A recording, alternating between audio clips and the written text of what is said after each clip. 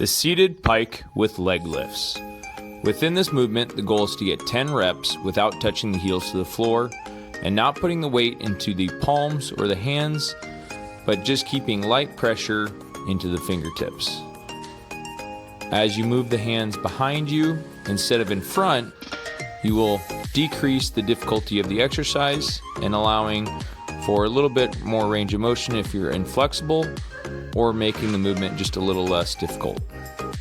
Again, ensure that weight is in the fingertips and not in the palms.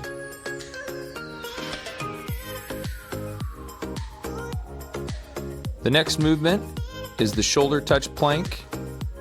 Within the shoulder touch plank, the goal is to touch the opposite shoulder with the hand while keeping the hips stable, shoulders stable, and ankles stable. We don't want to rock the shoulders or the hips back and forth, but make sure to keep a nice strong plank where the glutes are active and not arching the lower back. We want to think about more tucking the abs and working on a posterior tilt of the pelvis to ensure good ab tension within the shoulder touch plank. Next, in order to make the movement more advanced, we'll move the feet closer together and wider apart for an easier movement.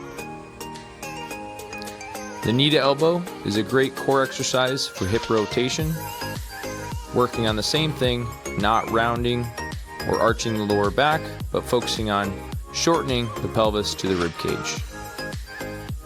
Lastly, we move to the dead bug.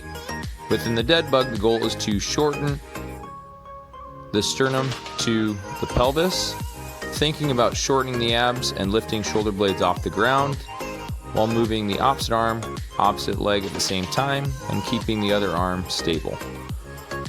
Again, make sure not to let the shoulders rest, but make sure that the shoulder blades are lifted off the ground as high as possible and focusing on keeping a nice short ab position through the movement.